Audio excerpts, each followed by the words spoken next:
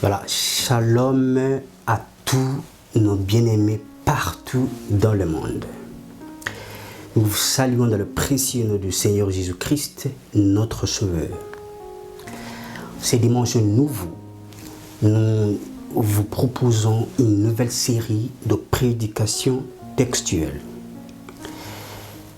Nous sommes en train d'avancer pas à pas et croyons que le Seigneur fera des grandes choses à notre faveur.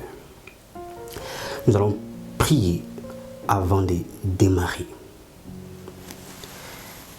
Éternel Dieu d'amour, merci pour tous tes bienfaits. Il est écrit dans ta parole que chaque chose a son temps et ces temps t'appartient.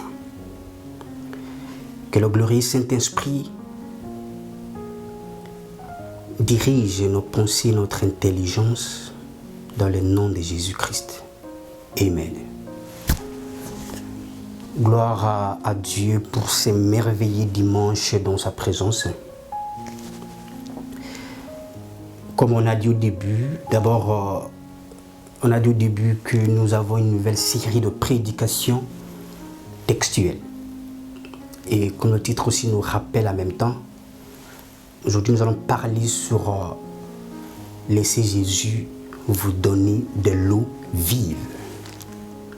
Laissez à Jésus vous donner de l'eau vive. Permettez que Jésus-Christ puisse vous donner ce qu'il a prévu, ce qu'il a réservé pour vous.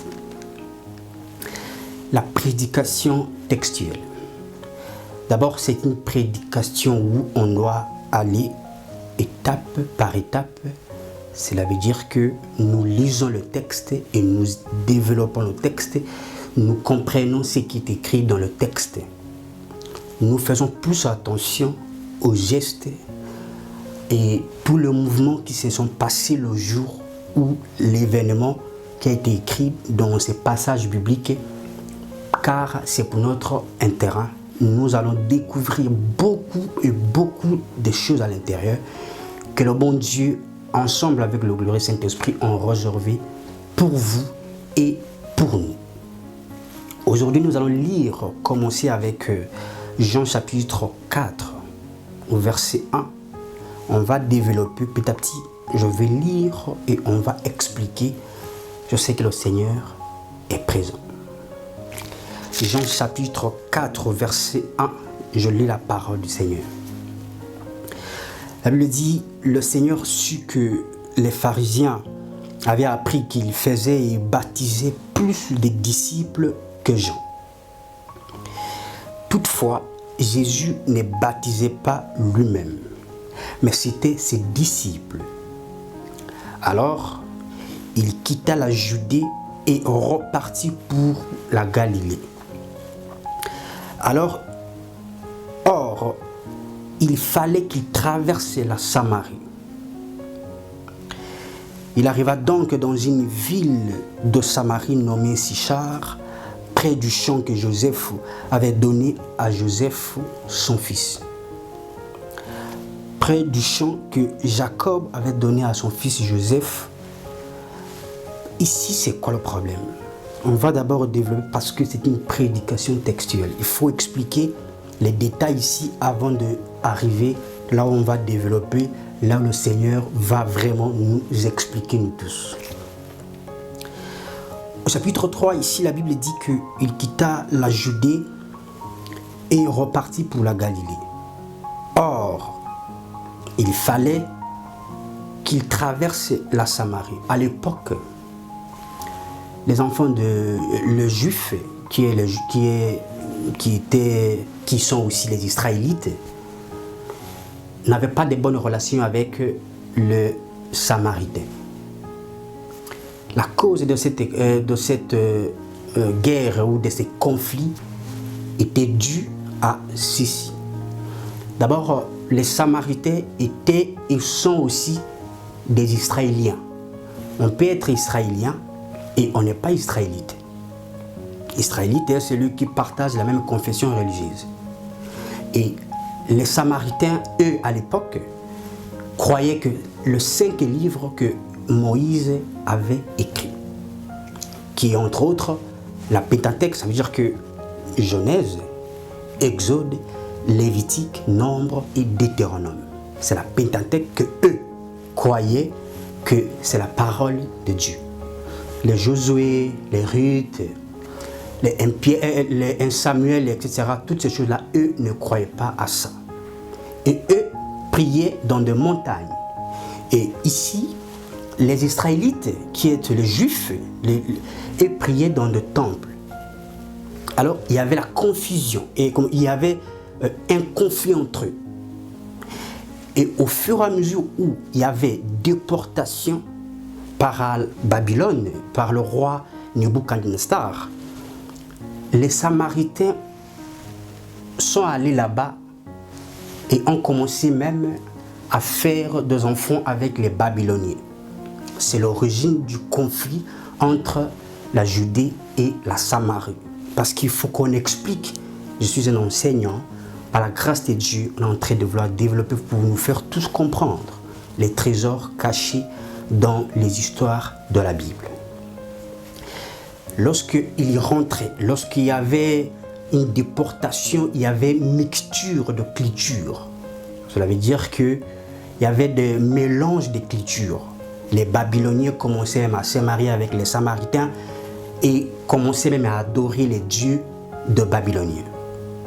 Et ça aussi a fait à ce que les Samaritains n'aient plus de relation avec la Judée. Et à ce temps-là, Jésus a fallu qu'il puisse traverser la Samarie pour aller en Galilée. Il était très courageux, notre Sauveur. Voilà pourquoi lorsqu'il est dans notre vie, on fait des choses que avec nous-mêmes on ne peut pas faire ça.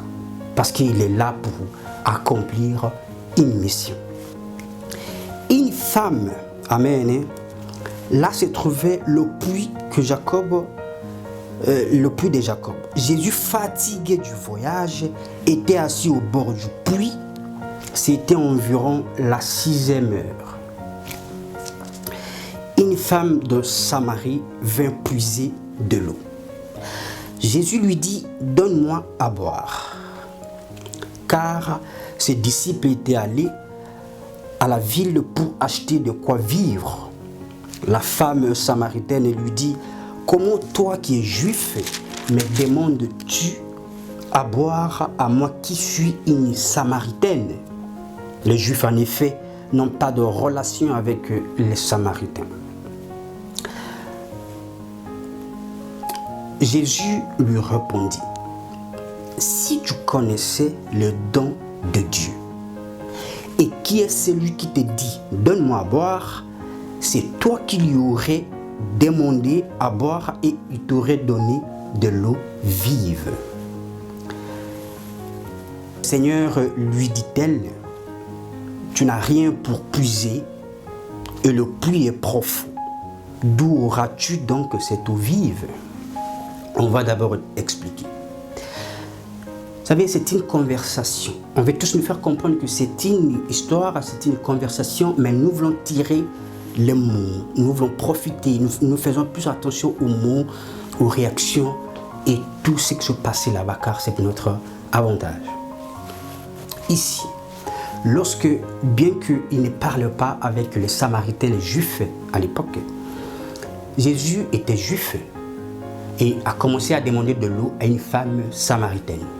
La chose qui était pratiquement impossible, la chose qui était vraiment et vraiment impossible de voir un juif adresser la parole à une samaritaine, en plus une femme samaritaine, pas un homme mais une femme samaritaine. Une chose qui peut être impossible. Une chose qu'on ne peut pas croire facilement. Une chose que même nous, il y a parfois lorsque Dieu nous visite, on a du mal à croire. Et ici, Jésus-Christ est venu apporter un soulagement. La femme a commencé à dire, tu n'as rien en main pour puiser de l'eau. Et d'ailleurs, le puits est profond. Vous savez, parfois, Jésus a répondu ceci. Écoutez la réponse de Jésus. Que si tu connaissais les dons de Dieu, que si tu connaissais qui est en face de toi, que si tu connaissais réellement le don de Dieu, là, la capacité de ce Dieu, en quel point Dieu est descendu même sur la terre pour nous aider, pour vous aider. Vous n'aurez même pas le temps de discuter même. Vous aurez seulement donné de l'eau et lui vous donnerait de l'eau vive.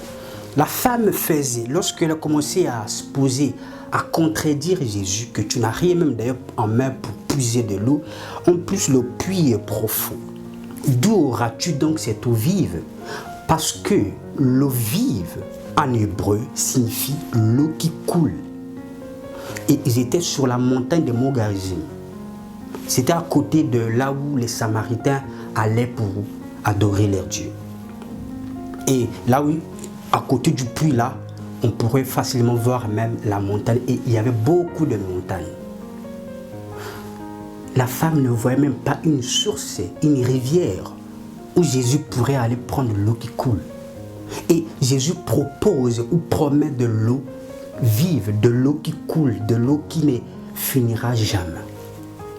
C'est de la même manière avec nous. Le Seigneur vient à notre secours. Le Seigneur qui nous a rachetés. Il est descendu sur la terre pour un but. Le but, nous aider. Son but est que nous soyons bien. Son but est que nous glorifions Dieu.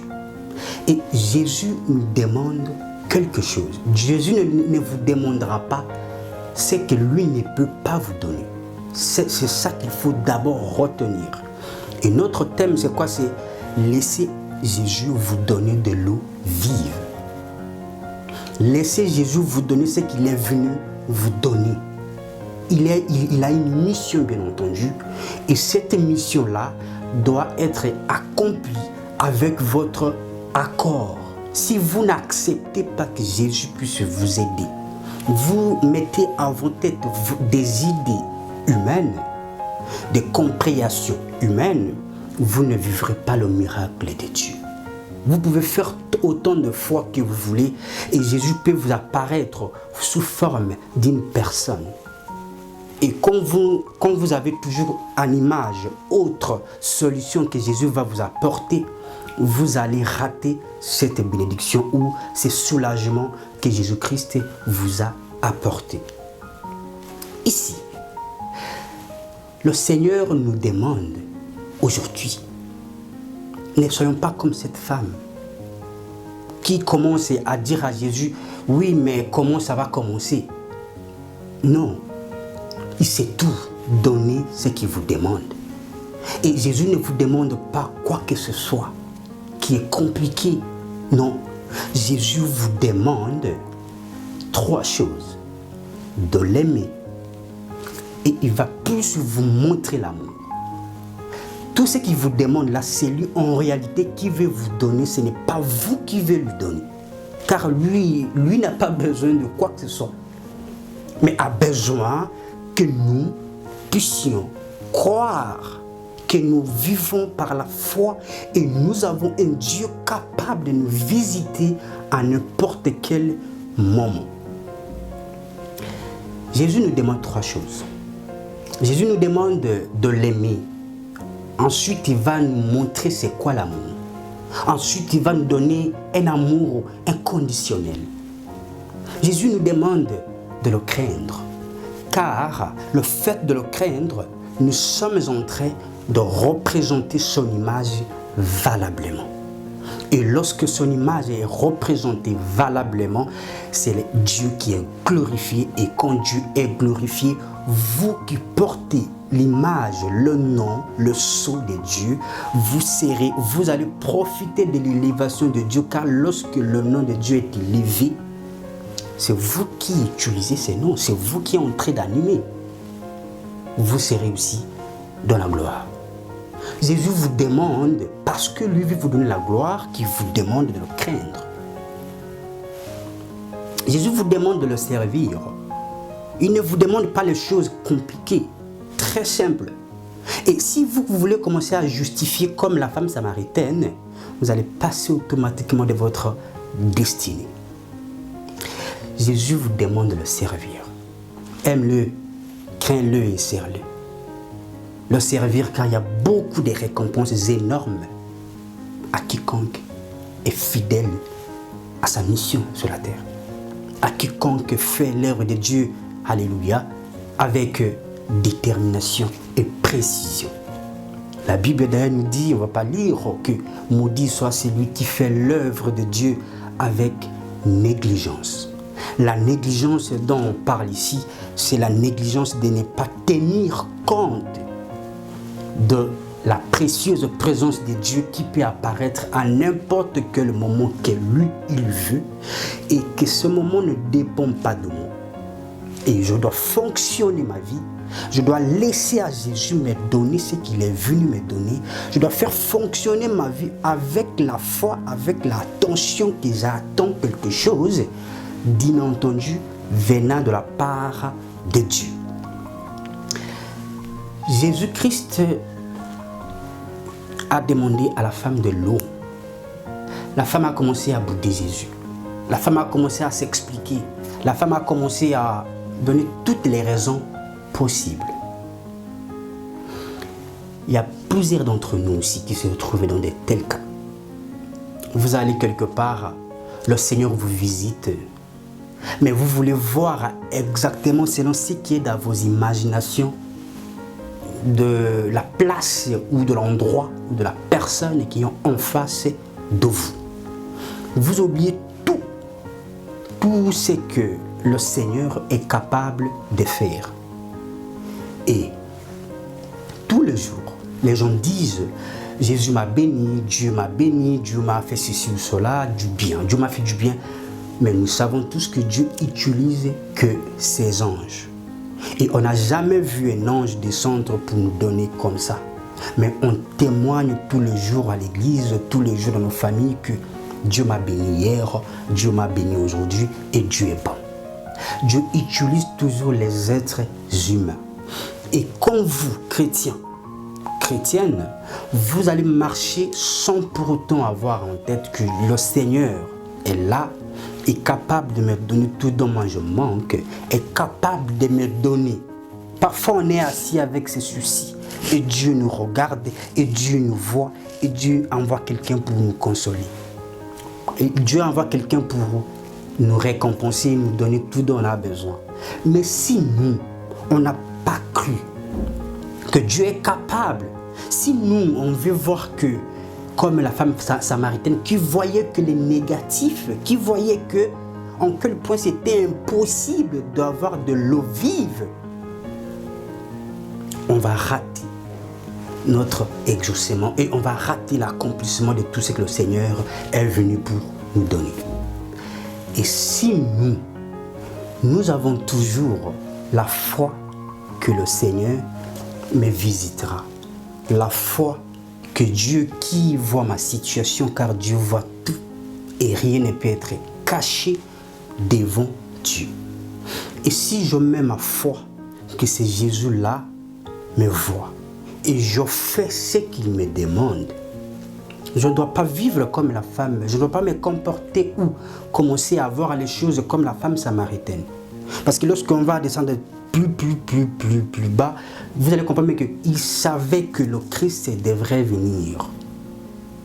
Amen. Bien qu'on n'aura pas le temps, mais on va développer prochainement. Il savait que le Christ devrait venir. Et dis même que c'est toi, tu es prophète. On va lire. Écoutez, au verset 12. Es-tu plus grand que notre père Jacob, qui nous a donné ce puits et qui en a bu lui-même, ainsi que ses fils et ses troupeaux? Verset 13, Jésus lui répondit, quiconque boira de cette eau aura encore soif. Mais celui qui boira de l'eau que je lui donnerai n'aura jamais soif. Et l'eau que je lui donnerai deviendra en lui une source d'eau qui jaillira jusqu'à dans la vie éternelle. La femme lui dit, Seigneur, donne-moi cette eau, afin que je n'ai plus soif et que je ne vienne plus puiser ici. Vous savez, Jésus dit, si tu connaissais d'abord le don de Dieu, tu n'auras même pas le temps de discuter tu auras seulement donné ou faire ce qu'il te demande seulement. Et tu vas voir que c'est lui normalement qui devrait vous donner. Il dit encore que même si vous buvez de l'eau du puits là que vous puisez, bien que le puits est profond, vous n'avez pas même quoi pour tirer de l'eau avec le seau. Jésus dit que même si vous buvez de cette eau-là, même si vous restez dans votre propre imagination, même si vous restez dans votre propre raisonnement, même si vous restez, vous demeurez dans ce que vous connaissez, vous aurez toujours besoin. Vous serez toujours en détresse, vous serez toujours en difficulté parce que le prince de la paix n'est pas avec vous. Et ici, il dit que celui qui boira de l'eau que je lui donnerai n'aura plus jamais soif. Lorsque Jésus vous donne, lorsque vous laissez la place que Jésus puisse vous donner l'eau vive, vous n'aurez jamais plus soif. Ce n'est pas soif de l'eau normale que nous vivons, non, que nous buvons, non. De l'eau vive, ça veut dire que tout ce qui satisfait, il dit ça va jaillir jusqu'à dans la vie éternelle. Nous devons laisser le temps à Jésus de nous donner tout dont il nous a apporté, le soulagement. Il est venu avec l'Esprit de Dieu, il a dit ne vous déplacez pas, le Saint-Esprit de Dieu va écouter les choses que Dieu nous donne. Son esprit là, de Jésus là, à la sagesse, à la connaissance et à l'intelligence. Et ça donne ça. Jésus veut nous donner ça. Il dit avec notre propre connaissance ou sagesse, on va toujours échouer, on va toujours faire des échecs. Et pas pour aller loin, on va encore plus faire de fautes. Et si nous acceptons ce qu'il nous présente, là, il y a un esprit, il y a son esprit à l'intérieur, et son esprit là à l'intérieur vient avec la sagesse, la connaissance et l'intelligence. Vous allez aimer le Seigneur, vous allez craindre le Seigneur et vous allez servir le Seigneur. Le Seigneur vous donnera, c'est lui vraiment qui veut vous donner. Ce n'est pas votre petit temps que vous allez investir pour Dieu, ou votre disponibilité, amen, hein, que vous allez vous donner pour le chose de Dieu, qui est un problème. C'est lui normalement qui veut vous donner le repos, car il dit dans sa parole que venez à moi, vous tous qui êtes fatigués et chargés, et je vous donnerai du repos. Matthieu chapitre 11, verset 28. On ne va pas lire. Le Seigneur veut nous donner le repos. Le Seigneur veut nous soulager. Il voit en quel point on souffre. Il voit en quel point on se pose des questions. Le Seigneur voit en quel point nous sommes dans la confusion. Et il vient pour nous aider. Il peut nous trouver dans des situations, dans des conditions pas normales. Mais lui qui veut nous donner. Et non nous qui voulons donner à Jésus, c'est que nous on n'a rien du tout. Même la sainteté, c'est le don de Dieu.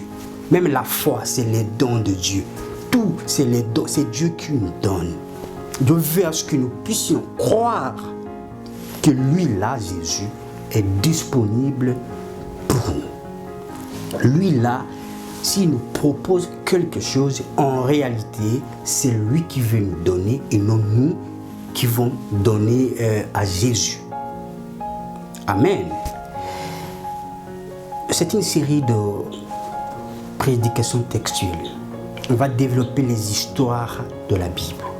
Ça va nous aider beaucoup à bien croître, à bien saisir les faveurs divines, car l'ignorance, on peut beau faire tout ce qu'on veut faire, et quand on n'a pas vraiment la bonne connaissance qui va nous aider à avoir le discernement de quoi croire et de quoi ne pas croire, nous serons toujours des chrétiens et chrétiennes frustrés. Le Seigneur nous aime. Jésus-Christ est présent, on l'a reçu comme Sauveur et Seigneur. Lui veut que nous puissions comprendre ces choses. Répondons maintenant comme la femme samaritaine qui disait « Donne-moi de cette eau vive, afin que je puisse plus venir ici pour puiser de l'eau. Si nous arrivons à ces moments-là, si nous arrivons à cette compréhension-là de répondre à Jésus, oui, donne-moi Seigneur. Je ne me justifie plus. Je ne vois pas à gauche, à droite. Je m'incline à ta Seigneurie et je veux que tu me donnes. Le Seigneur nous donnera ces choses. Le Seigneur nous donnera de l'eau vive. Le Seigneur nous donnera de l'eau qui coule. De l'eau qui jaillira jusqu'à dans la vie éternelle. Si nous acceptons seulement. Alors, laissez Jésus vous donner de l'eau vive. C'est pour votre avantage, c'est pour mon avantage aussi. Et sa mission est pour nous sauver. Sa mission est pour nous aider. Ne pensez pas que vous qui aimez, non. Jésus nous a déjà aimés en premier. Il nous a aimés quand nous étions encore pécheurs.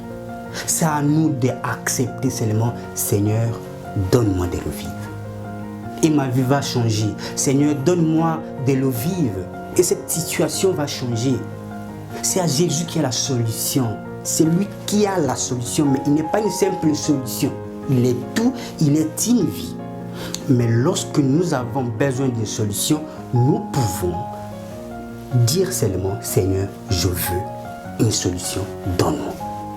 Il vient pour nous. Mais si nous n'avons pas le discernement de discerner qui nous côtoie, on va rater et on ne va pas jouir de l'eau vive qui nous a apporté. Et on aura toujours besoin de l'eau et on sera toujours des hommes et des femmes chrétiens et chrétiennes assoiffés de l'eau de la vie. Nous allons aller étape par étape. On va se retrouver le dimanche prochain pour développer encore. Dieu vous bénisse abondamment.